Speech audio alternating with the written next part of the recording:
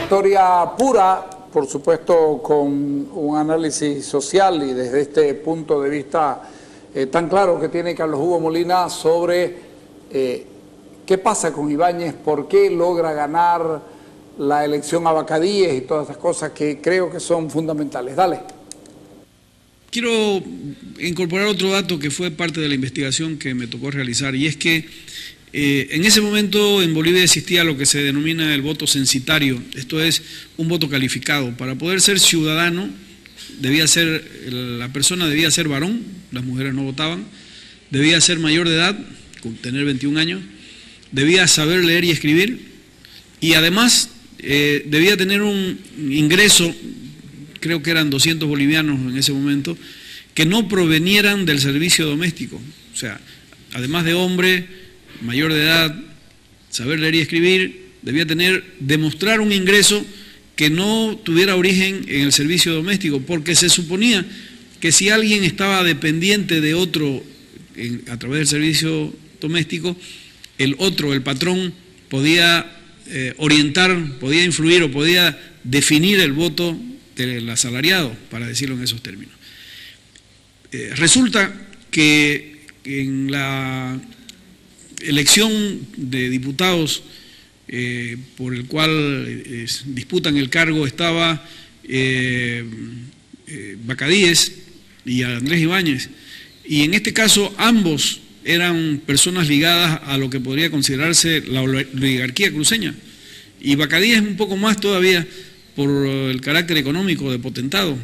Luego se va al Beni y hay hasta una provincia en el Beni que tiene que lleva su nombre y su apellido.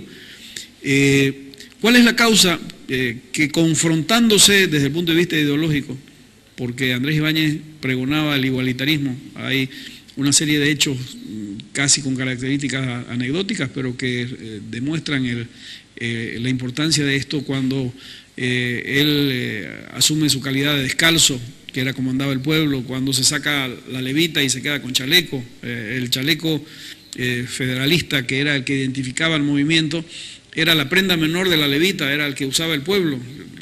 La forma de identificarse con el pueblo era usar el chaleco, no la levita, el frac. Entonces, todos estos elementos llevan a cuestionarnos cómo es que planteando una acción de naturaleza social, ideológica, tiene más votos que Bacadíes, que en el campo económico y social tenía todas las ventajas de ganar, asumiremos, porque los hombres pudientes que sabían leer y escribir y tenían recursos podían estar más cerca de alguien que era empresario que otro que estaba soliviantando a las masas. Bueno, el dato que hemos encontrado y que explica esto es que en Santa Cruz existían tres elementos que modificaban radicalmente esta situación. La primera es que el nivel de escolaridad de los varones estaba por arriba del 50%, y este es un caso notable en todo el país. El promedio de alfabetización en Bolivia en ese año, en ese periodo, estaba alrededor del 12%. Bueno, el 52% de los varones que vivían en la ciudad de Santa Cruz sabían leer y escribir. Primer dato. El segundo dato es que producto de la influencia de pensadores anarquistas, no hay otra forma más de entenderlo, Marchetti, uno, y de un francés que se me ha ido el apellido, alentaron la creación de gremios, de corporaciones y de artesanos, y habían sistemas de organización artesanal. En el censo de 1880 de la ciudad de Santa Cruz aparecen 3 años después de la revolución, lo que señala de que el cambio no debe haber sido distinto.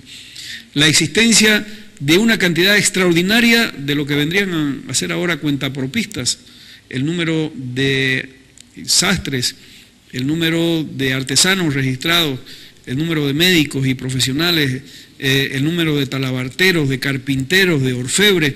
Es increíble el número de personas que habían desarrollado y estaban registrados en el municipio como actores privados de desarrollo, que tenían ingresos, aquí es donde viene el tema, que tenían ingresos propios que no provenían del servicio doméstico y que además, desde el punto de vista de la otra condición electoral, que era el de saber leer y escribir, estaba dado precisamente en relación a ellos, ese 52%, quitando lo que vendría a ser la oligarquía, el otro era parte del pueblo. Y un tercer elemento que es interesante señalarlo es que en el sistema de producción agrícola, y esto lo señala muy bien en una investigación Rosana Ibarnegaray, el modo de producción agrícola existente en Santa Cruz tenía incorporado la contratación de personal de trabajo agrícola. O sea, no era solo el mozo o el peón tradicional, el criado, para decirlo de alguna manera. En los periodos de producción de la caña, del arroz, de la fruta, las tareas agrícolas demandaban, los hacendados demandaban la contratación de mano de obra. Lo que quiere decir que además de ser productores, pequeños productores campesinos, tenían también un salario que era pagado en metálico, no en especie.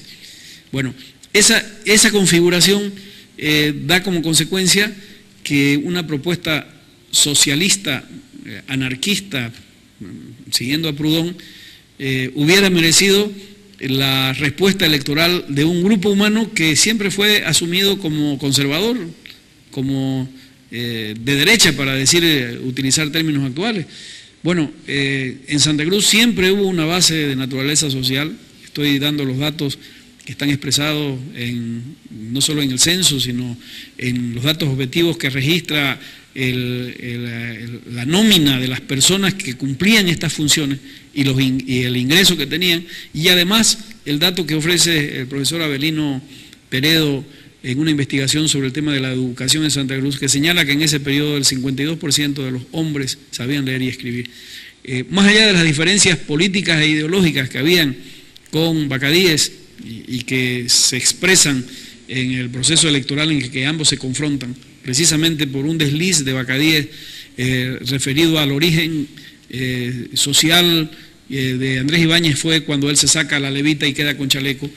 Más allá de esa diferencia ideológica absolutamente clara, el respaldo por el cual gana las elecciones Andrés Ibáñez estaba dado por un conjunto de naturaleza social que asumía y entendía una forma distinta de entender el mundo y una forma distinta de conceptualizar ideológicamente la producción, la economía y la sociedad. Precisamente estas ideologías que me cuenta que tiene Andrés Ibáñez fueron los que lo enfrentaron con esta élite cruceña, la más alta. A ver, él era parte de la élite cruceña. Su padre, don Francisco Ibáñez, fue 5 veces prefecto de Santa Cruz. Andrés Ibáñez vivía a una cuadra de la plaza. Él fue heredero de Francisco Ibáñez de todas las tierras que hoy se conocen de manera genérica como La Colorada, que llegan hasta las Lomas de Arena, de atrás del aeropuerto.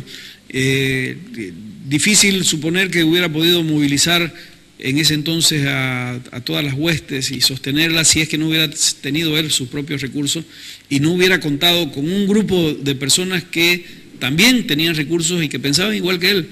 Entonces, más allá del elemento de confrontación que sí existió y que está expresado en la anécdota histórica que se recoge de por qué él deja la levita y se queda con el chaleco, tenemos que reconocer otro elemento que no ha sido puesto en valor debidamente y que esta investigación que me tocó realizar sobre Andrés Ibáñez la recoge, y es que el modo de pensamiento, de comprensión de la cultura, de la economía y de la política existente en Santa Cruz, en la ciudad de Santa Cruz, a pesar de tener tan poca población, de estar tan lejos de otros centros poblados, era un modo de pensamiento muy cercano al mundo. Otro de los elementos que está recogido en la investigación es la existencia de las bibliotecas privadas existentes.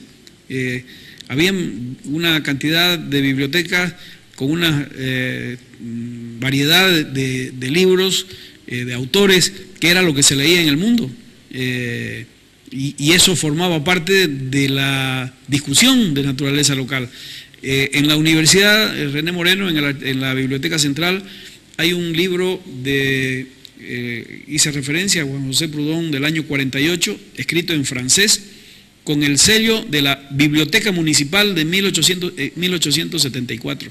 O sea, si había un texto de Proudhon fechado del año 48 y con el sello de la Biblioteca Municipal del año 74 y escrito en francés, y en francés, debemos entender que se leía a los textos en origen, en los textos originales y en la lengua original.